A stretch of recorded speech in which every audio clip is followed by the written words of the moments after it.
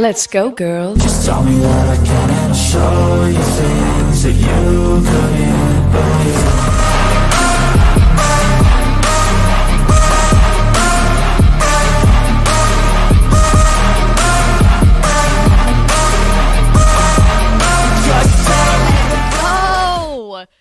It is Women Talking Football, WTF, not to be confused with WFT. We are the Women, a pair of producers for Dave Campbell's Texas Football and Dave Campbell's Texan Live. My name is Ashley Pickle. I'm the executive producer. Sitting over there, running the dials, got the sweater memo. It's our associate producer, Miss Mallory Hartley. Hello. Hello. You actually told me you were wearing a sweater today, so I said, I'll pull out the sweater too. I did. We like to match. That's kind of our thing. We're both wearing leather. We are. But you're wearing pants, I'm wearing a skirt. Yes. So different. But not really. But the same. Welcome in to what is our final show of 2020. So the reason that it's our final show of 2020 is because next week, at this time, we'll be watching a state championship day. We'll be on day number 2. It'll be, I guess, we will be probably in a little bit of a break, honestly, right at this point before the middle game starts. So it's that, and then after that, it's the 22nd, which everyone's going to be out of office ready to celebrate Christmas, and then after that, there's really no point in coming back on and doing one show on the 28th before we disperse for New Year's and then come back. So this is the last time you have to put up with us, but it's been a fun season and it's been our first full season. But we've got one more huge one in store. This entire episode, we're throwing everything we usually do out. We've already covered all of the regions. We are going to give you a mega state semifinal extravaganza. We're going to go through the humbling. We're going to own up to our regional. We're going to go back to, if you remember, we all made picks of who would win the regional finals before the playoffs ever even started. So we're going to go back through and see how we did on those, all the stats and everything. And then we're going to go through, we're going to talk about the 20 games that are coming up this weekend. We're going to talk about our predictions for it, which ones we're most surprised about, all sorts of stuff, all about the thing. Are you playing audio over there? It sounds like I think your computer's blowing up. It's not. Oh, you know what it is? It's the weed eater. That happened yesterday. I was like, I don't think I'm playing anything. I don't think I hear anything. I was running the show for ROF yesterday, and that exact same thing happened. I was like, oh, no, because y'all were using the wireless mics, and sometimes if you sit on the pack accidentally, it'll like, whoosh, and I was like, oh, God, it's happening. And then I was like, they're weed eating. I have made that mistake before. I don't know if this was on ROF, WTF, TFT, whatsoever, but I left my sound on because I must have been editing or something at home the night before and turned my sound up all the way, and it was obnoxious. So I make sure now to always put my computer on airplane mode or do not disturb and turn my audio off. So I do that every time before I do show. I have made the mistake before. If you're familiar with Adobe Premiere, you can go in, or any editing system, you can go in and change the audio gain, which is how loud it's going, like the maximum peak that you can have. Yeah. I meant to change the speed and duration of the video, which would inherently, I was trying to turn it up to 300% to make it be like super fast. I accidentally hit the audio gain and I played it, turning up 300. I audibly yelped in the office and pulled out my headphones. It was awful. Do not make that mistake. I can't even imagine. Like, I've made some weird audio mistakes on Premiere, but that's the worst when you turn it up just super high, you know? That's not good. It just all right. blows your ears out. Well, audio mistake or not, we are Women Talking Football, a show with only women on it. But let's go ahead and with our WTF Mega Texas High School Football State Semifinal preview show, extravaganza, all that stuff. What is the first order of business? Well, we need to take a look at what the slate of games looks like. We always say, Greg Tepper is very familiar with saying this, and I could not agree with him anymore. And don't tell him I said that, because we don't like to agree with Tepper in this space. This is a safe space for us. This is a Greg Tepper free zone. Yeah, on Women Talking Football, you cannot, it's hard to even mention the name. But this is the cruelest round of the Texas high school football playoffs, because if you win this game and you go to the state championship, and you don't score any points.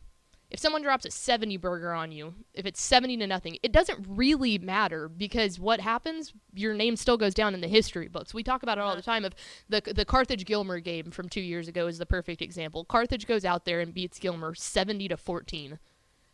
Guess what? I can still tell you that they played Gilmer in that game. Mm-hmm. If you asked me who Carthage beat in the state semifinal, You're not going to remember. Yeah, you have to do some research to think back that hard. Exactly. There has to be a reason you're remembering that game. Right, exactly. So it's a tough one, but it is also one of the most exciting weeks as we punch 10 more tickets. Remember, the 6-man games have already been decided since they have a smaller playoff bracket. They go ahead, they have their Grace Week this week, so we already have those 2 matchups set. But we will crown 20 more teams for 10 more games of state championships. But let's go ahead and take a look at the state semifinal matchups in case you are just now hopping into the Texas high school football playoffs. We will start off with 2A Division 1 and 2.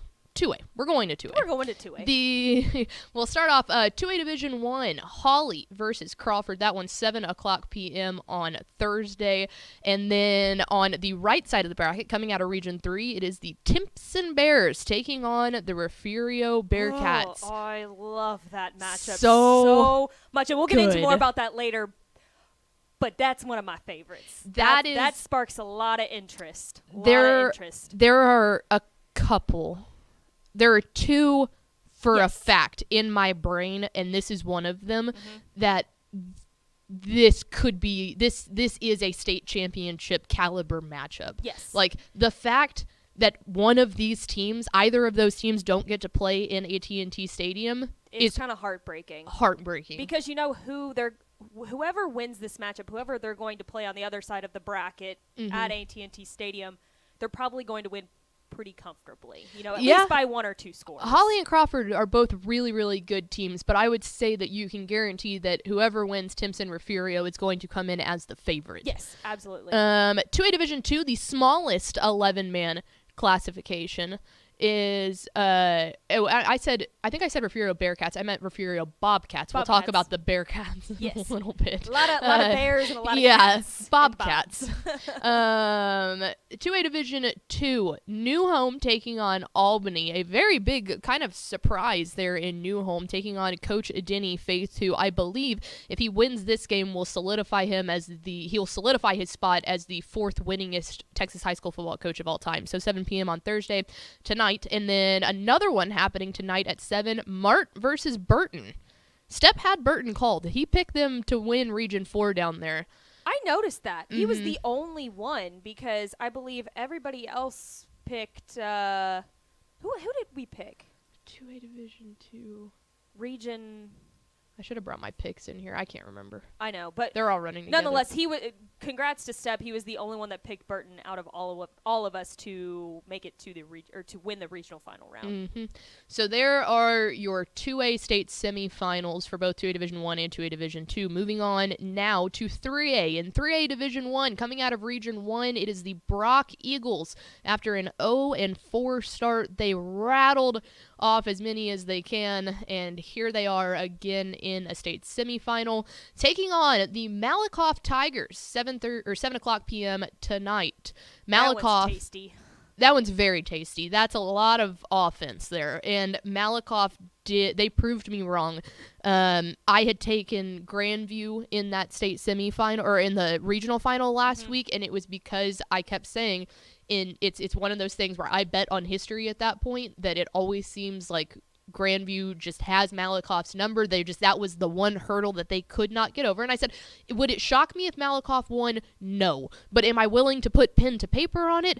No. And they did it. They had an unbelievable win over Grandview last week to advance. And then because who won the matchup in the regular season? Grandview did. That's why I was like... But it was only by 3, I believe. So it was very close in the regular season. I went with it's hard to beat a good team twice. That, but it could have gone either way, like we said. Coming out of Region 3, the one that I think we all were expecting. That was a gauntlet, an absolute gauntlet of a region. But I think we were all expecting to see this, and they have definitely... You can't say that Franklin has not been battle-tested. That's for sure. An unbelievable win last week over Columbus. Columbus. We were watching that game for a good chunk of it, and it was, I mean, truly as spectacular as a matchup as we thought that it would have been. So they are taking on the Cowboys of Edna. In my face. Here I am, publicly admitting I was wrong. I was very wrong. Thank you for doing that. For all the Edna... Thank you for doing that. Thank you for your service. Thank you, yes. For all the Edna folks that have let me absolutely hear it all week. This is me owning up to it and saying you're right. Edna took on Llano last week. We were at the game down in San Marcos, and this Edna team is no one to look over. They're huge. They are. That was the thing. Huge up front. That was the thing that was the most fun to watch, is how powerful that they were on their lines on both sides. And that's a matchup that I'll talk about it a little bit later. But the Franklin running attack with Bryson Washington up against the defensive line for Edna is incredibly enticing. Yes. But I'm also, that Edna offensive line is legit, and I'm excited to watch them go up against a really good Franklin defense too. So that one should be very exciting. But there you go, Edna. You can post this on your Instagram page, Barstool account. on your Barstool account, owning up to that. Congratulations to the Cowboys, but a big test tonight against Franklin. 3 Division 2, it is a tale as old as time, as Canadian and Gunner Volume 6. They played 6 times in the last 7 years. We're so used to seeing this one. This one, 6 o'clock p.m. on Friday, so kicking off a little bit before some of the other matchups, but incredibly excited, of course, to see that. And then coming out of Region 3, Harmony! How about that? I said it earlier on TFT, but if your team name gets sent in all caps with a bunch of Y's at the end in our Slack chat in the regional final, it means that you're putting the state on notice. Like, yeah. I can't remember who it was, but someone said, Harmony! I think it was Step or Tepper, sure I think, because we got to laughing, and it was like, yeah, this is a team that has shocked the state, man, and they are looking to do it again as they take on the winners of Region 4 in the Poth Pirates, 7 o'clock p.m. on Friday. I will talk more later about this one. I am interested in this one. Yes, and there's. I feel like there's 2 Cinderella teams still left, and Harmony is one of them. Yes, New Home would probably be the other one. Yeah, in 2A Division 2. Harmony is certainly could be considered a Cinderella team there.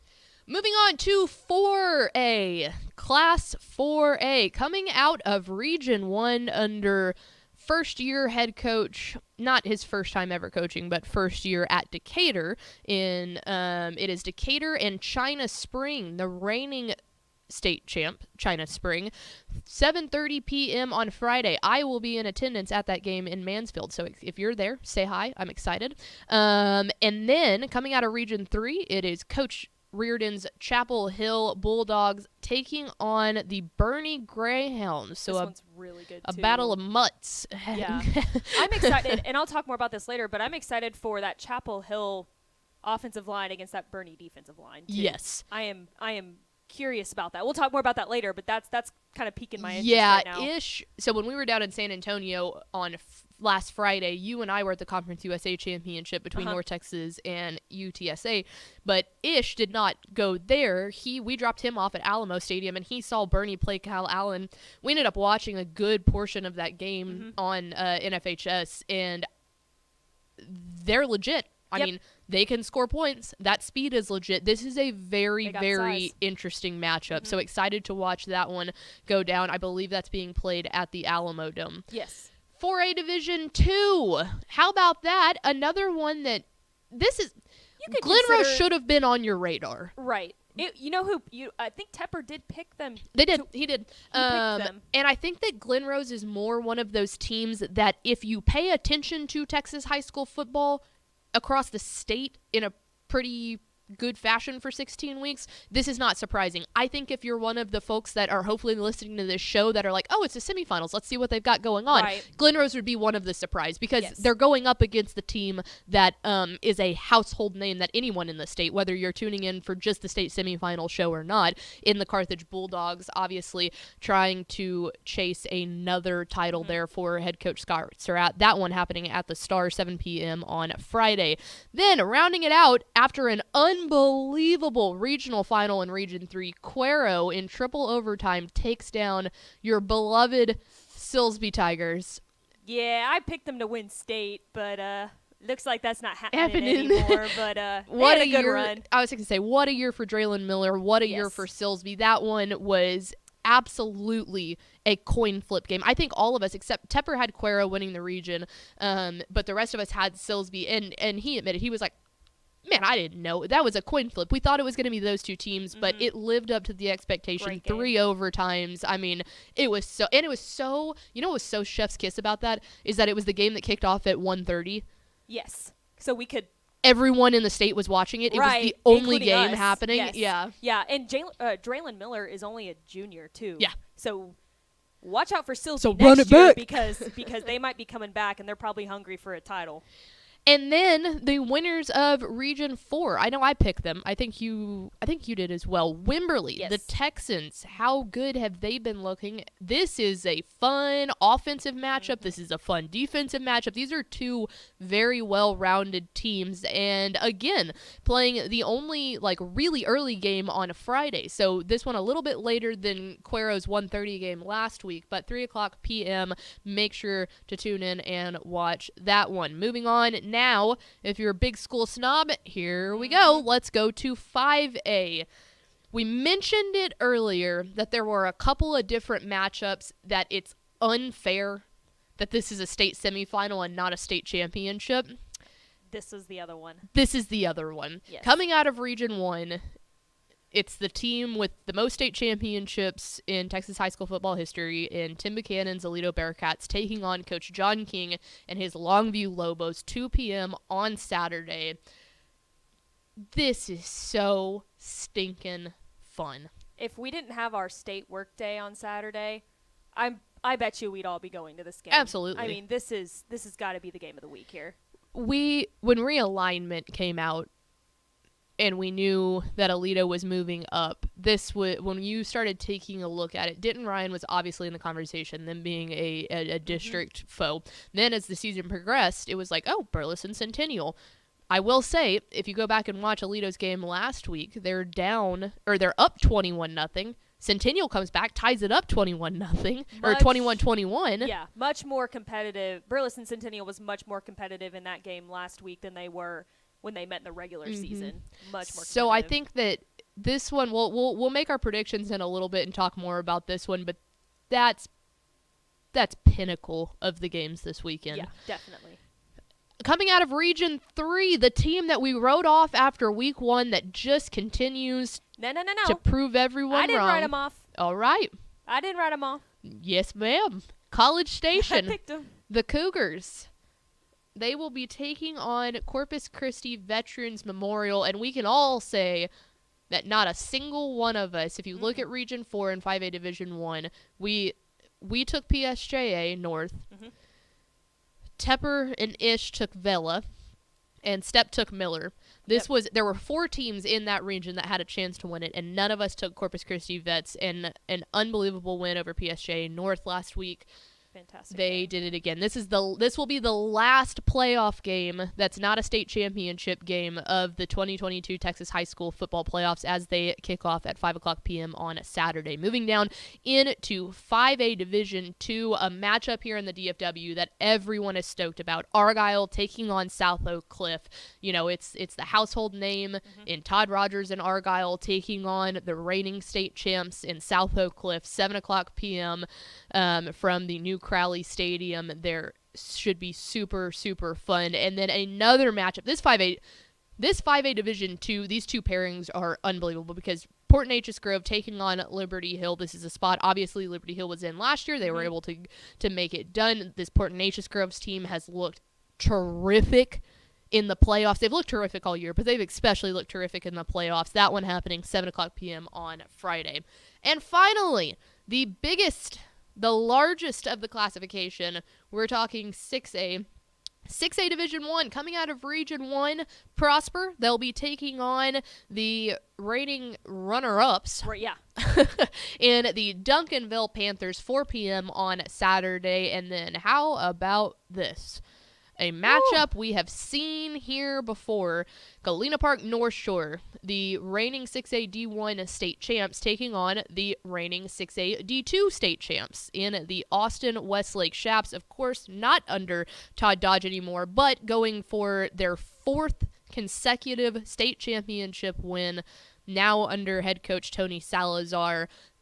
That one is just the fireworks factory. If you're looking for fireworks, if you're looking for household name, star power recruits, 3 p.m. Saturday, North Shore Westlake. That's so good. It's like,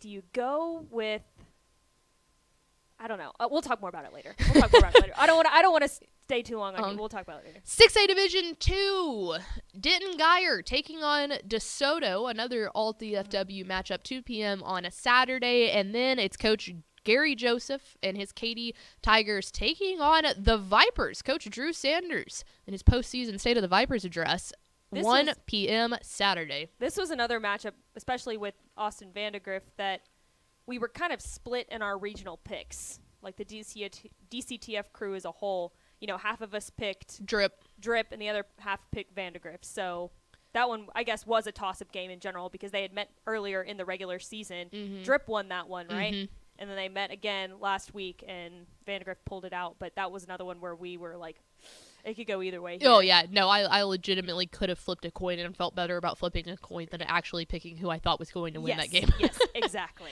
So there you go. There are the 20 state semifinals happening this weekend. Again, 6-man went through state semifinals last week. They have their state championship matchups set. So 20 games, 20 more playoff games before we hit the best week of the year. So there's that. Let's go back for a second, and we're going to call this the humbling. Let's do it. If you remember, myself, Mallory, Tepper, Stepp, and Ishmael Johnson, we always make, before the playoffs start, we make our predictions, and you go through and you pick the winner of each region, and then you pick your state championship pick. We will go back and we'll make state semifinal picks later in this episode. And then next week, once the actual state championship matchups are set, we'll pick those as well. Mm-hmm. We love making predictions. It's fun. It gives people something to talk about. We end up being bulletin board material. We get ripped up. But my favorite thing about Dave Campbell's, as a whole, every person in here, is there is not a single one of us that is scared to admit when we're wrong. And we're not trying to act like we know everything. This is a huge state. We cover over 1,400 schools. But we are not scared to admit when we are wrong, and we check ourselves, and we'll admit it. So let's go ahead and do that. We're going to revisit our regional final picks from before the playoffs ever even started. Mm-hmm. Let's do it. So we take a look at this. The humbling. That's such a perfect title for it because it really does. It humbles you. Or a lot. So the way that we broke this down is we went with the actual amount of games that we got correct. We picked 40 different regional final winners. Out of that, you beat me. By one. 25. You got 25 of your regional picks correct for a whopping 62%. Over half before the playoff ever even starts in every classification is pretty stinking good. Yeah, and some, of course, were easier than others. We knew going in that there were a couple teams where we could pretty much lightly pin in that they were going to make it at least to the regional finals. But yeah, 60%, that's pretty impressive. Yeah, that's like 800 different teams we're selecting between, Exactly, and there were so many different toss-ups and coin flips. And exactly, there's 4 weeks until you get there. The amount of people that can get hurt, the amount of craziness that can ensue in week 1, exactly. You never know. I got 24 out of 40, so 60%, so 1 less. But here's where I was actually impressed, and this definitely would skewer that 60%. If you want to say, okay, I got 24 exactly correct, you got 25 exactly correct, but then we went a little bit further to see, all right, I missed 16, you missed 15. Mm-hmm. Out of those, just the ones that we missed, how many of them at least made it to the regional final and lost? Yes. Both of us picked 9 teams in those coin flip regional final games that they made it to the regional final, but they did not pull it out. And so if you want to look at it that way, I mean 24 plus 9 and then 25 plus 9, you're batting pretty stinking high. I think one of the biggest ones was probably Silsby. Yeah. I think that all of us except Tepper, because he picked Cuero, you know, they at least made it to the regional finals, but they didn't win. So that's one of them. But that was probably the biggest one, I would say. Yeah, there was a ton like that. I mean, all of us, has obviously we both 9. I think if you look at the guys' picks too, they're right about that 8-9 range too, of teams that we were like, okay, we feel 90% confident it's going to be these two teams in the regional finals after this. And then, Don't know. So out of teams that did not even make it to the regional finals that we picked to win the region, you had 6 and I had 7. Yes. So we're not batting 100%. No. We knew that Not there was even no close. way we would bat 100%.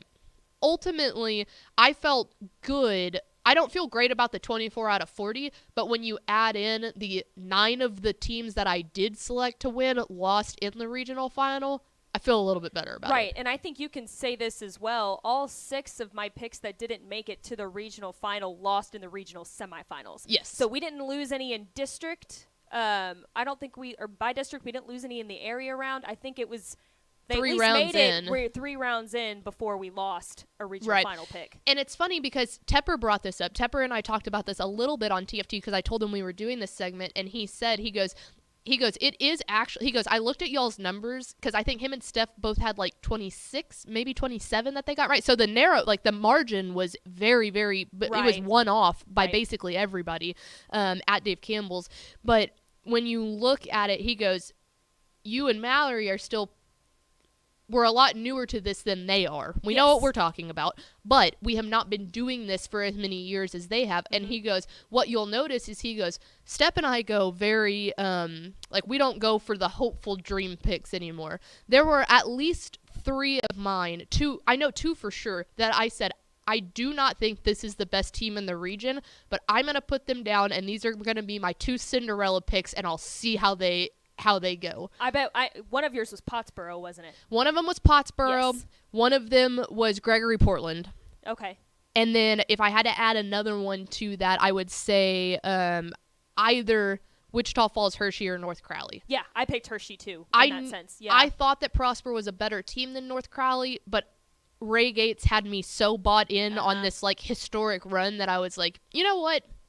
I'm going to do it. I'm going to be one different. So he goes, if you look at Step and I's, we don't do that anymore. Yeah. He was like, but y'all are still young and having fun. Yeah. And so y'all do that. So he was like, I was actually really impressed with y'all's numbers considering there were definitely dreamer picks in there with you. And I was like, yeah, but that's what we do now. Exactly. Our numbers are lower knowing that we did that on purpose. So maybe we'll get to the point where being right matters more than the hopeful dream picks. But for now, we're still bright-eyed and bushy-tailed and ready to try. We've got hearts in our eyes. If you get that right, it's like betting on it's like betting in March Madness. Right. Like, if you get that 16 seed, the payoff is so good. It's like, but it's not going to happen for all we're betting for here is bragging rights, but it's so worth it. Absolutely. Absolutely. It really is. And it's definitely, that's a good title for the segment, The Humbling, because you really do get humbled. Yeah, and that's the thing is if we're going to call ourselves the experts, then we need to have numbers to back it up. Right. So it's like, hey, we're not scared to admit I got that one wrong. And what's really impressive too, I think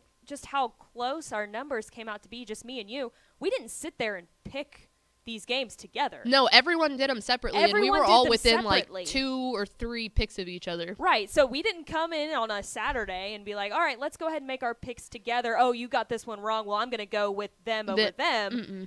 We made them all and you just separately, send it in. and you just send them to Tepper, you make the graphics, and that's kind of how it worked. But I think that's really impressive how we got so close together, but completely we didn't talk about, Right, I did send you that one, I think it was 3A Division 3A Division 1 Region 2 maybe? Yes. With Whitesboro. Yes, Pottsboro. Grandview, Glen- Malakoff. Yeah, I was like, yeah. who in the hell am I It's supposed so to pick big. out of this region? Because I have no idea. That's when you said you were going with Pottsboro in that Yeah. instance. But I was like, I'm going to flip a coin. Yeah. Because I don't know. I told you, I said there was like 3 different regions that I had to go back to. Like I was Yes. sitting on my couch making my picks, and I was like, all right, I'm going to go ahead and like, I'm going to put a little asterisk here, and I'm going to go back to these. And that was one Right. of them. And so that's honestly, if I get to a region like that, that's when I started picking more of my Cinderella hopeful, because Yes. I'm like, there's 4 teams in this region that could win.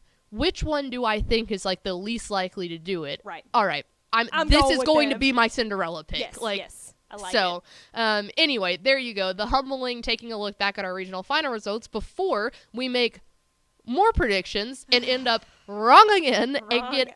absolutely roasted for it on social media. Uh-huh. All right.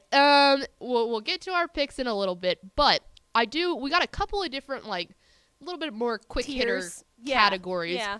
So I sent these to you, and I was like, hey, tell me what you think on these categories. So first off, we're going to go with, when you take a look at the 20 state semifinalists from 6A to 2A, if you had to circle one that when they won, you look back on and go, oh, wow.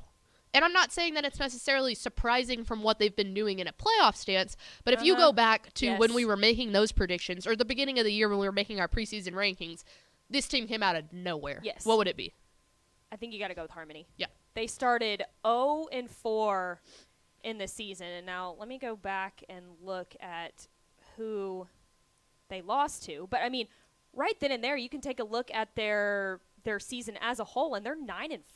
Yeah. Yeah. Start off the season 0-4, lost to Hooks, White Oak, Beckville, and DeKalb. DeKalb. Is that how you pronounce it? Mhm. DeKalb. Yeah. You can't tell me week 4 of the season that this team is going to be playing in the state semifinals, because I would not have believed you. They Right. have been excellent this year, and their win over Newton last week. Mm-hmm. I mean, I think most of us picked Newton to come out of the regional finals. Yeah. But they went out there and just dominated that Newton team. Completely surprising. That's the Cinderella that I have been most impressed with this season, I think. Yeah, I think, too, they're doing it under first-year head coach Jeremy Jenkins. Yes. I mean, that in and of itself, this is their first state semifinal in school history, so they're making all of this. But, yeah, especially because, I mean, you look back at their schedule, too, of what they did in the playoffs. You saw a team like West Rusk play in person. Right. And I mean, go ahead. I was like, I didn't think they were going to win that one. I sure as heck didn't think they were going to win the Newton game. Like, the West Rusk game, I could have been like, okay, this Harmony team's, they're hot right now. Right. You know, maybe this can happen. Up against Newton, I was like, man, There's no what way. an unbelievable season. You know, you're making history. You make it to the regional finals, all that stuff. And then all of a sudden, we're sitting at the Alamo Dome, and we look at Slack, and we see Harmony. And I was like, holy cow, they're going to do it. Right. I think what's most impressive, too, is they have played Hooks twice this year. Once in the regular season, which was their first game of the season that they ended up losing. And then they played them... Was that in the area round? Probably in the area round, it looks like. Yes, in the area round. And they dominated that team. They lost by 4 points in the regular season to this Hooks team. And then they come out and just completely get revenge on this team and beat them by 14, 15 points. I mean, what an impressive squad. I mean, talk about growing as a team throughout the season. I mean, you talk about it. You try and talk about it with every team, right? You know, you obviously are going to grow. You're going to get better as the season goes on. But Harmony is a perfect example of that. They have just blossomed into this dominant force that is going to give Poth a run for their money. Mm-hmm. I think that is absolutely the right answer. Obviously, if we're going to go with a secondary answer here, New Home is a surprise coming out. They've looked outstanding. That win last week I picked Wellington to win the region. I didn't think that there was much of a doubt about that, and if I did, I didn't think it was going to be New Home that we were talking about. Their quarterback has been outstanding. Brazos Beck, he threw for 308 yards, 4 touchdowns. But here's the big thing: when you're telling me that their defense forced 4 different turnovers on that Wellington offense, I mean, that was jaw-dropping stuff right there. They've heated up at the right time. I mean, they've been a good team all year. I guess let's see what the record is. Yeah, 13-1. They dropped their first game to Haskell 27-7, and since then have just absolutely mulled over basically everyone that they've played. It was a really close game. They squeaked it out by 1 point over Sunray, another 14-8 win over Clarendon, which was kind of when I think people really started to pay attention to them. But that defensive performance last week against Wellington was just gobsmacking. I mean, it truly, truly was. And they're going to have to do it again if they're going to take down this Albany squad, because the thing that I always love watching about Albany is they're such a small team. Everyone, when you get to that level, is, but they always have massive linemen. I've seen Albany play in person 3 or 4 times, I think, at this point. Always consistently unbelievable offensive line play, and so forcing turnovers is going to be key. If New Home can continue to win in the turnover battle, they're going to put up a really good fight against Albany. I mean, I had them completely crossed off the list, being honest, when I knew that they were playing Wellington. They can give this this Albany squad a run for their money if they force the turnovers. And I don't know if you mentioned this, but New Home is playing with their backup quarterback. Yeah. Which is even more impressive Yeah, if you need anything more to add to that resume there, is they're playing with they beat a really good Wellington squad with their backup quarterback. And it's not like their starter played for 3 quarters and they already basically had it won and then the backup came in and finished it off. He Literally, played for the whole game. He played the whole game and threw for 308 Insane. yards and 4 touchdowns. We were like, oh my gosh, that's impressive. Oh my God, they're doing it with a backup quarterback. Yeah, incredible. That's definitely like the second answer to that question. Yeah. is New Home, the 2 Cinderella teams of so, this year. Yeah, I think that's it. The rest of it, I wouldn't say. There are some that are very chalky, and then there are some where Glen it's Rose, like you could probably pencil in Glen Rose as like a yeah, surprising team. as a like, oh, okay, I can see that. Like, good. I'm happy for them that they made it to this point type of stuff. Right. You see North Shore and Westlake, and you go, uh-huh. So we Right called on that cue. in Right on December 19th of 2022 after the state championship ended, like that kind of stuff. But yeah, definitely the 2 biggest surprise. All right. So there are the 2 biggest kind of surprising teams to be there, the underdog mentality, and the ones that have the right to wear the cape that they've been the underdogs all year. Yep. Like, we have actually been sleeping on those. Yes, everyone, 110%. that is the one phrase that everybody likes to use in the playoffs is, oh, you're sleeping on my team. Well, yes, we did sleep on Harmony and New Home, so we can use that there. Okay, so there's that. The next one we're going to do, I want to hear out of all 20 games this week, if you have to choose one, and that's damn near impossible because they're all so great. good. Yeah. But if you have to choose one that you are most excited for, maybe it's not even because they're the 2 best teams, just the one that you are genuinely most excited to tune into, which one is it? I think you got to go with Longview Aledo because we mentioned it earlier. This is a state championship matchup. Both are state caliber teams, and it really sucks that we're not going to get to see this game at AT&T Stadium. One of them has to lose. But I think you got to go. I mean, there's just such star power on both of these squads. They have done an incredible job just during the season so far. I think you have to go. I think you got to go with that one. I mean, of course, they're all really good, but I think you have to go with this one in the sense that this is a state championship matchup here. Yeah. I think an unbelievable. I'll give another one that it is such a toss-up between that one and the one that I'll say in a minute, but the coaching pedigree that you get in that game between Coach Buck and Coach King, I mean, elite. It's not that much of style clashing between the 2 of them, to be honest, but I do really like the matchup of Jalen Hale on the outside. I think that maybe at the receiver spot, you can say that Longview's a little deeper.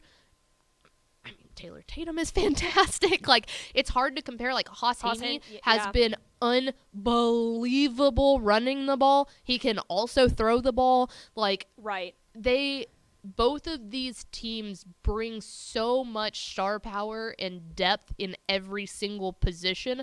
And the other thing is, I can't picture either of these two teams losing. I can't either. Like, trying to figure out, there are some times where it's like, okay, they're both really good at this, but this one team has an issue here.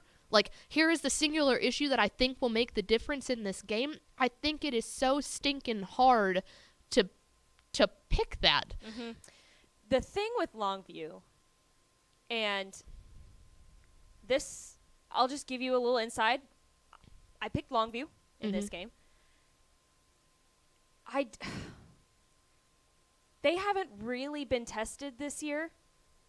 This is, I guess you could say against the Lancaster game was pretty close. The Timberview game last week was as big of a test as they've faced if it hasn't been that Lancaster game in the regular season. I think Longview is the better team, but Aleto's been tested this year. They've lost. They started the season 0-2. Again, they lost to Parish Episcopal, and then they lost to Denton Geyer, I believe, or was it Denton Ryan? I think it was Denton Geyer. Geyer, they beat Ryan. Yeah, that's right. They beat Ryan in district. District, right? So I don't know which one you want to go with, but either way, I think this game is going to be just fantastic. Yeah, I think that the Longview defense has been absolutely. I picked Longview too. I'll go ahead and give that away. Yeah. The Longview defense has been outstanding. The one thing that they could do to hurt themselves is to get off to a slow start. Yes. They have pushed it a little bit getting off to a slow start, but on the other side of that, here's where the even thing comes out. The other side of that, you look at what Aledo did last week against Burleson Centennial. They came out hot. They came out ready to go. 21-0, easy peasy.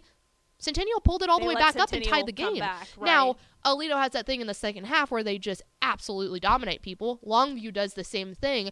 But if one or the other was to come out in a slow start, which one you're both going to score. You're both going to put up a good amount of points in the second half. So you have to play. This is a full 4-quarter game, which any state semifinal should be. But this legitimately, it will be the team that doesn't have a bad quarter. Right. Because it's hard to come back from that when both teams are going to play absolutely 3 full quarters. Right. And this is also a game where you can't make mistakes because that other team is going to take advantage of that. So this has to be a clean, mistake-free game. You got to limit the turnovers because the other team's going to be able to take advantage of that, especially if you're making turnovers in your own territory. You got to limit the mistakes, limit the turnovers because it could get ugly. Yep. So the other one, as I try to remove spam of our YouTube page. I know, I've been trying to do that too, but it's the just other one that's in the toss-up for me is Timpson Refugio. Yep, that was my other one. I have specifically been beating the drum on that specific matchup all year long. Now, I thought it was going to be Shiner Refugio. I mean, Shiner Timpson. Shiner Timpson. We both did. Yeah. I wanted I to see.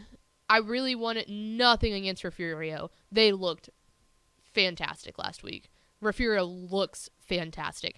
I personally, for my own enjoyment, just wanted to see Dalton Brooks, Terry Bussey one more time because I think that it was proven that I think Dalton Brooks was the best player on the field last week, but I think that Refugio was the better team all around. I don't think Refugio has that one specific star-studded player. They're all studs. Great. You know, it's like Shiner and Timpson both had that. Here's our 1A guy, and then here's everybody else who is also fantastic, but they're not the 1A guy. Refugio's just solid in every phase. Right. And sometimes that beats just having that one guy. Exactly, yeah. If they're all operating right, and you can stop the one shut guy, him down. then you're good. Exactly. But I've been looking forward to this one for so long. Like, I'm excited that it's finally here. Right. You know? And we both picked Shiner. Yes. To make it to the regional or to make it past the regional finals, because I think we both went with the narrative that you can't beat a good team twice, especially in this scenario when Shiner has the dude in Dalton Brooks. Yep. But we were wrong. Yep. We slept on Refugio. It's the same way. I mean, honestly, like I go back to when, and this was maybe not the last year before your time, but I go back to when Rodwell Freeman for Mart, you didn't bet against him. Right. He had won 3 state championships. It's his senior year, just like it's Dalton Brooks' senior year. Mm-hmm. And you're going, there's just no way. You know, like, I can't imagine a time, anything where Rodrell Freeman is there, and then Windthorst went out and beat him in the state championship. Yes. It was the exact same thing of going, he's Dalton Brooks. You can't stop Dalton Brooks. No. You know, like, there's not a world in where Dalton Brooks doesn't get back to AT&T Stadium in his senior year. And maybe that clouded my judgment a little bit, and I didn't take Refugio as seriously as I should have, because I had that idea in my brain, and the wires did not compute any other way.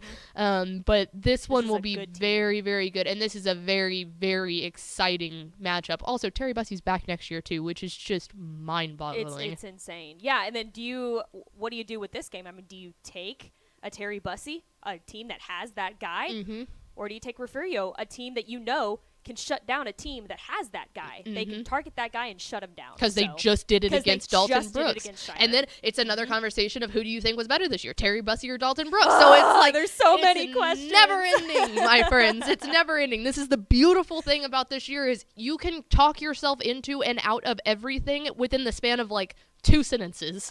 Exactly. So there you go. I think those are the 2 highest, most anticipated games. One big school, one small school. All right. One more here before we get to our predictions and round this all out. I told you that we obviously just talked about the game as a whole, but when you take a look at the 20 games happening, and you take a look at one position group against one other position group, it's hard to pick. There's a lot of really good ones. If you had to say your most anticipated strength on strength position group matchup out of any of the games, what are you going with? I like star power. I do. I'm not going to lie. I like the recruiting side of things. I love college football. I think I know where you're going. I'm going to go with DeSoto's wide receivers. Okay. Denton Geyer's defensive backs. Interesting. I would have flipped it. Really? Okay. I think you're I going to would have go flipped with it. Peyton Bowen. Yeah. For Denton Geyer. Going up against Jonte Cook. Yeah. I can only imagine that they're going to be one-on-one with each other. They have to. You have to. I mean, that's your best defensive back. That's your best wide receiver. You're going up against each other at that point.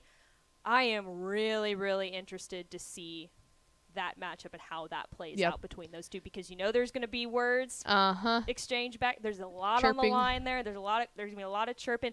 They're both incredible athletes. Where is Peyton Bowen going? I can't remember. I'll have to look that up. But nonetheless, I mean, it's just such a good matchup between. I mean, there's going to be a lot of chirping on this field no matter what in this game, but I think I have to go with those two position groups. Oh, God, he's going to Notre Dame. That's right. Oh, but well, put it in pencil because there's rumors that he might flip. But, yeah, he's going to Notre Dame. So, great matchup. Great matchup there. So that is. And then Jonte Cook's going to Texas, obviously. Everybody knows that. But, yeah. Which is a long-time rivalry in and of itself. And not that they play each other all the time, but you ask Longhorn fans, they don't like Notre Dame fans. You ask Notre Dame fans, they don't like Longhorn fans. Right. I mean, both programs go back so far. They're both really old college football programs and traditional. So. Yeah, that's the correct answer. If you're looking for star-studded which I was. So so I'll go something that's not star-studded, and it goes back to what I was saying earlier. I have been looking forward to 3A Division I, the regional final of it, or the state semifinal of it forever. I am, after seeing Edna's lines in the trenches, their lines on either side of the ball mixed with Franklin's lines on either side of the ball. Like, I think that the Edna offensive line is the best unit on the field, and I wish I could see the offensive line play against the Franklin running backs. Right. You know what I'm saying? Like, that's never going to happen. But Franklin's running backs against the Edna defensive front sounds like a very, very intriguing matchup. I am excited to see that one. I love watching lines play. I'm a nerd that thinks that linemen deserve more love. In the trenches, man. Just last week when we saw him play against Llano, I mean, it was just, it makes your jaw drop that there are guys that big on the whole team. Rather. They were huge. I mean, the entire team was huge, and they're a 3A. Huge. I mean, they're rivaling a 5A school when it comes to size. Mm-hmm. huge. So that's a really good pick there, because that's going to be really interesting, because Franklin, they run the slot T, right? I mean, Right. they like to run the ball, so that's going to be interesting to see how well they can stop them based on their size. Yeah, I defensive love to line. watch. I love to watch Franklin operate. Like, if you hate the slot T, okay. Regardless, you look at it as like a legitimate piece of art. Like, they run it so well, and Bryson Washington is so He's much so fun to good. watch. To see any I also love, and this is just me being me, I love watching teams go up against the slot T, Yeah. because it's kind of one of those things, like, have they ever played something like that different. before? Like, I think Edna's a hard-hitting team that's not going to have any issue with it, but there are times where people go up against it, and it's instant. They're counted out of the game because they're not going to figure it out, you Right. know? It's a hard scheme to learn, and there's not many teams in Texas high school football that run it. It's Right. more so the small schools. So, yeah, it's interesting to see how you game plan for that. I mean, what are Right. the conversations like in the coaching room? I mean, this feels to me a lot like how we were looking at Sock and Liberty Hill last year, Yes, because we're going, absolutely. okay, Liberty Hill runs the slot T better than anyone. They are insanely fast. They're a lot faster than Sock's defense was last year. But Sock was so big up front that it's almost like, okay, hey, look, play assignment football, play to your keys, and stay in your little area, do your job, and it works because we're so much bigger than they are. Right. And I feel like that's where Edna is. If they start trying to get fancy with it, then Franklin's going to do what Franklin does. Right. If Edna keeps their eyes on, this is your guy, just tackle him. Don't even try to look for the ball, because guess what? You're not going to You find got to play it. man at that point. You This can't play is zone. we're bigger than them. All we need to do is create the barrier to not let them rush Right. one up the middle. And Bryson Washington is going to get his own. There's no doubt there. But Edna has a good shot if they just keep their eyes focused on what they're doing. I think. Well, you know what? Here, we'll get into the next part of this. Finally, we're going to go with who we think are going to win these games. So the way that the graphic is designed before we get there is the logos that are displayed are the logos of the two teams that we think are going to win. So it's a 6AD1, and it's got two logos. Those are the teams that we think are going to win their respective state semifinal and be playing in the state championship. This isn't us picking who's going to win the state championship. This is us saying these are the two teams we think are punching their ticket to AT&T Stadium. So do you want to go?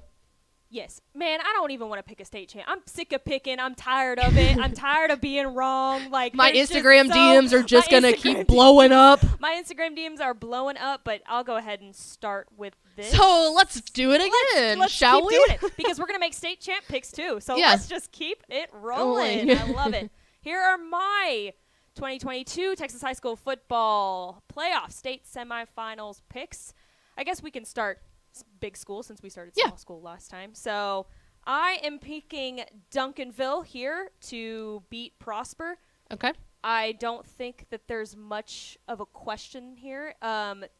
This one feels safer. This one feels a little bit safer. This is definitely the biggest test that Prosper is going to have this year, probably. But I'm picking Duncanville. And then Westlake, I am going to pick Westlake there Over North Shore. over North Shore. That one it's very interesting. I think that they both got the experience. They both know how to play in big time situations. North Shore's got the backup quarterback and touchdown Dave. I'd say Westlake is probably more experienced, especially on that defensive line. Yep. I think I'm just gonna go with experience at that point and probably pull out Westlake. The thing that makes this one fun for me is I think you can look, if you look at both of these teams compared to their teams at this point last year, yes, they were in different divisions. Yes. But take last year's Westlake team and this year's Westlake team. You're going to say, I think that this year's Westlake team is an outstanding football team, but I do not think they are as good as the Westlake team that we saw last year. I think you could do the exact same thing with North Shore. Mm-hmm. You look at this North Shore team and say, that's a pretty darn good football team, but they're not as good as the team that we saw last year, which is crazy because last year they were playing with freshman Caleb Bailey, but Right. obviously Caleb Bailey out, playing with Touchdown Dave. He's been spectacular, but that's losing 1.5 players because then you're also losing your best wide receiver. If Caleb Bailey was playing, I think that this year's West or North Shore team is better than last year's, Yes. but that's not the case. So what I love about this matchup is that you take both of those teams and go, well, I think they're both kind of down. And it's like, no, this is great because if one was exponentially better and one was exponentially down from last year, even though they're both still good football teams, it wouldn't make for as good of a matchup. I think Right. you have a very, very even keel playing field compared to what we had last year. Right. I think that Westlake defensive line is just going to be able to make Touchdown Day pretty uncomfortable Yes, in the pocket. I and agree. It's just going to be a little bit too much for him, but I think it'll be close. Next, 6A Division 2, I'm picking Denton Geyer over DeSoto. I lost my graphic. I had it pulled up here. And then I'm going Katy over Austin Vandergrift. At that point, I'm picking You can't bet pick against Gary Joseph. I was gonna say you can't pick against Katy, and then that becomes another question in the state championship who you pick there. But oh my God, that one's it's gonna be so hard. But I'm going Katy in that sense. 5A Division 1, we already previewed it. I'm going Longview, and then I'm going College Station on the other side of the bracket. I like it. I picked them to win the regional finals. I picked them to get out of the regional finals and play in the state semifinals. And I'm going to stick with them. I think that they are. I do think that they are probably a little bit better of a team than Corpus Christi Veterans Memorial, even though they don't have their guy. But I'm still going to pick them. But I'm going to do it. I'm still going to pick them. I did it. 5A Division 2, I'm going with Sauk. I didn't pick Sauk in my original regional picks a couple weeks ago. I actually picked Argyle, but I think Sauk has really stepped up, especially on the defensive side of the ball in the playoffs, so I'm going with them. And then I'm going with Port Neches Groves over Liberty Hill solely because Liberty Hill is down two of their best running backs because they both got injured on the same exact play last week, which was just an anomaly. I mean, you never see that happen. Unbelievable. Both breaking their collarbones. I was just going to say, it wasn't just like, insane. oh, one of them had a cramp and one of them Right. twisted an ankle. Like, whew. Exactly. So I'm going with PNG there. 4A Division 1, I'm not picking against them. They were tested a little bit last week, but I'm going with China Spring, and then China Spring over Decatur, and then I'm picking Tyler Chapel Hill over Bernie. I think this is probably the only one that we disagreed on here, but that's a coin flip game. I'm really, really, really excited to see that Chapel Hill offensive line up against that Bernie defensive line because we mentioned earlier that Bernie team has size on that defensive line. Yeah. And just how uncomfortable can they make Chapel Hill quarterback Demetrius Brisbane? So 4A Division 2, not picking against them this time. Carthage. I got Add all the that. Carthage players that were in Mallory's Don't DMs. worry, man. I'm picking Carthage. She corrected her mistake. Yeah, I'm not going that. And then I'm going with Cuero because they had a fantastic win last week over Silsby. I think they have proven themselves. I'm picking them over Wimberley. 3A Division 1 now. We are going with Brock. It also changes when I pick Malakoff at first, but I'm picking Brock this time because I think that win You're over flipping Whitesboro. a lot. I am. I think that win Which over is cool because Whitesboro you've got almost all of those picks right in your regional pick, but then it's like, but okay, then you now see these teams and how they going play up and how against each other. Right, Yeah. exactly, and it's hard to pick. I don't know, but so I think I'm going Brock on this one. Yeah, it is funny. Real fast to further that point, it's almost interesting to hear that it feels a little bit easier to pick games when there's hundreds of games. Yes. And you would think oh, well, you only have to choose between one team or the other. Here, that's simple. It's only one game. Just pick one. It's like, no, actually having 500 teams to choose from ends up being, because then you're just going off of vibes. Like now we have data and you have to try to digest it, and that's not easy. Yeah, no, we don't like that at all. Stats are not our friend. So going with Brock, and then I'm not picking against Franklin. They have looked too dominant this year. But it will be interesting, like you said, that offensive and defensive line matchup between Franklin and Edna. But I am ultimately picking Franklin in that. 3A Division 2, not picking against these guys. Gunner, they have looked just solid on all three phases of the game this year. They are just fantastic. I'm picking them. And then I think I have to pick Poth in this one. The Pirates. The Poth Pirates. Am I saying it right? Poth? Uh-huh. Poth, yeah. So they're playing the darling Cinderella in Harmony. I think that this Poth team is just too good defensively. Yeah. This is just going to be too much for this Harmony offense to get going. I think I think they're just too good and too stout up front, especially for that Poth team. 2A Division 1, I'm going with the Holly Bearcats over Crawford. This one also kind of a toss-up. I was going to say that This one's really difficult to choose. They're very really similar. good. Yep. They're very similar, and they're both really, really good. They got a lot of weapons. They've got good size. The offenses can both score, but yet the defenses the defenses always are really good. They do enough, that's a stinking toss up. And guess what? So is who they're playing. 2A Division 1 was hard to pick. Yeah, really it was hard to pick. really, really hard. And then I think I'm gonna go with Timpson over Refugio. And then this one, I'm going to go with the guy, Terry Bussey. I mean, you can't pick against him. It's kind of hard to do that, so going with them. And then finally, I am picking Albany over New Home. I think that the Cinderella ends here. I think just like for Harmony, I just think this is probably too quick for this New Home team. This Albany team has proven that they're just dominant. Yeah. They're really, really dominant. And then finally, I'm picking Mart over Burton. I'm not picking against Mart. They're really scary. I mean, they've got they've got probably the best offense, I would say, across the board. So I'm not picking against them. You hear that, Coach Hoffman? We better get invited to the barbecue next time. Yeah, seriously, really, really good.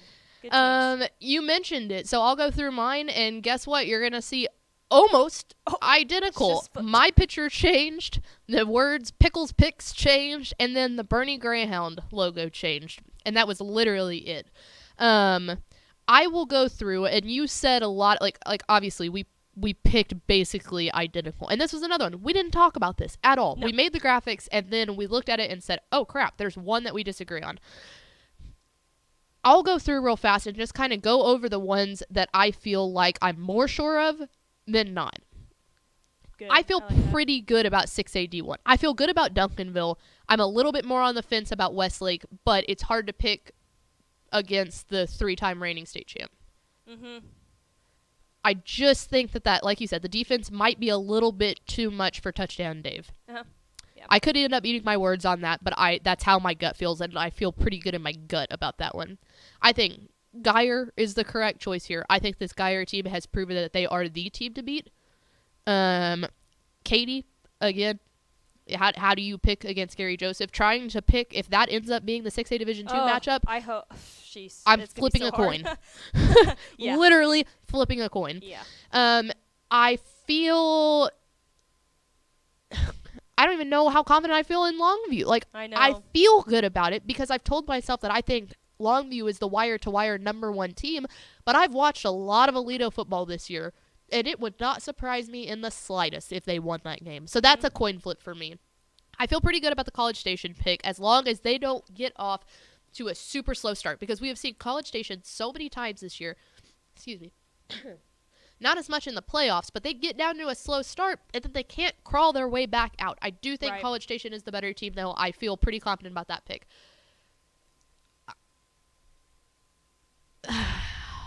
I know. It's really hard. I want to believe in Sock. All due respect to Argyle, Argyle worries me that they can't score enough points. They are capable of it, but I just haven't seen an explosive Argyle team. And I think that Sock can do it. P&G against Liberty Hill. Had Liberty Hill been at full strength, I think I would have picked Liberty Hill. But I think with Liberty Hill down and this being a very, very good P&G team, I'm going with that. China Spring, I feel pretty confident in. Bernie, total stinking toss-up. Total stinking toss-up.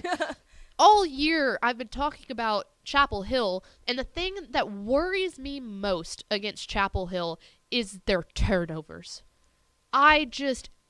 This Bernie team is explosive. This Bernie team has a really good defense on them. I think that both of these teams want to get into a shootout. I think the Chapel Hill offensive line is just as good as you said that it is. But I am so... Gosh darn it, hang on. Yeah, it's the turnovers, too. I mean, it's just... They are mistake prone. They are turnover prone. I just get really, really scared with a Bernie team that can outscore people. of Chapel Hill being able to hold on to the ball. If Chapel Hill holds on to the ball, I think Chapel Hill wins this game. Agreed. I think Agreed. Chapel Hill is the better team. But if Chapel Hill has 3 or 4 turnovers like they have almost every single week, I think Bernie is the team that's able to capitalize on that because they just want to get into a shootout. Yes. So I I'm agree with ultimately going to go with Bernie. Coach Reardon can absolutely put me 100% wrong if they do not turn the ball over once. I feel really good about Carthage and Cuero. I am concerned a little bit about Brock. This was another one I had to go back to, and I wrote off Malakoff against Grandview. They proved me wrong. I think this is an unbelievable Malakoff team, but I have stuck my guns with Brock this entire year. When they were 0-4, I was like, no, I've seen them in person. They're a really stinking good team. I don't feel confident in either of those two teams. I don't know, but what I do feel confident in is Franklin.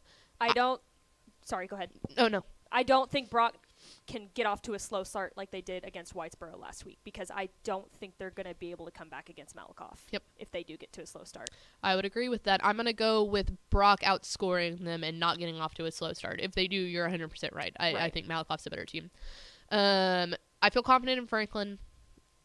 Probably going to end up on an account for that again, but I do. Feel very confident in Gunner.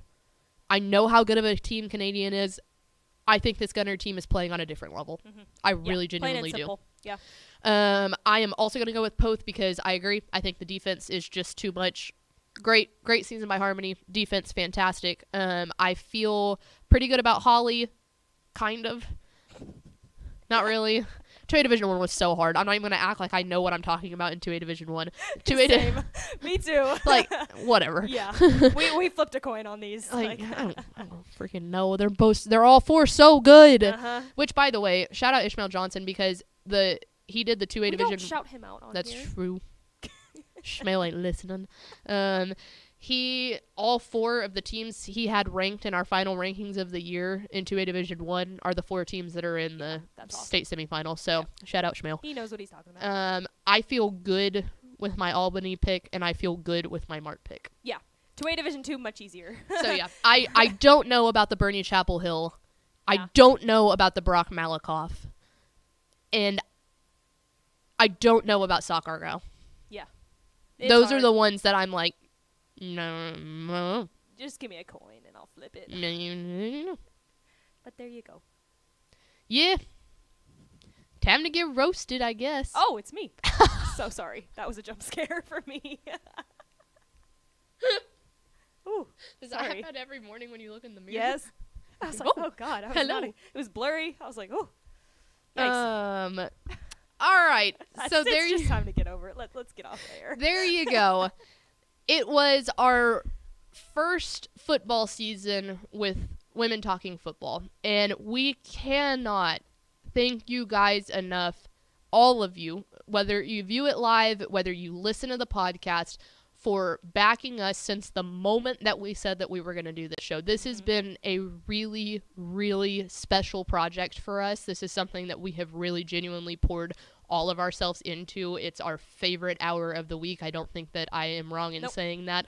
No. And y'all's support means the absolute world to us. So this is our last show of 2022, but coming back in January, we have an unbelievably fun off-season plan. We'll be back Thursday at 2 every single week throughout the off-season. We are so excited to do it. We're going to talk to coaches' wives. We're going to break down stuff. We're going to have a lot of guests in, and we're just going to have a lot of fun. This is a really fun show, and we hope y'all enjoy it. But thank you so much for supporting this show, because it genuinely means a lot to us, and y'all's support means even more. So doesn't even feel like work at this point. Like it's just like, oh, we got to do WTF. Like that's the best part of my week. Yes. You know? I'm always super excited to do it. So yeah, really, really appreciate the support, you guys. It's been a ride, and I'm excited to keep going on the ride. Yeah, so don't sleep on it in the off season, man. We're gonna have a lot of fun. We're gonna talk to those coaches' wives and try to get some juicy information about all y'all's favorite coaches out. So if you have suggestions, if y'all have suggestions of people that we should have on the show in the off season, feel free to tweet at us. Mine's at Ashley_pickle12.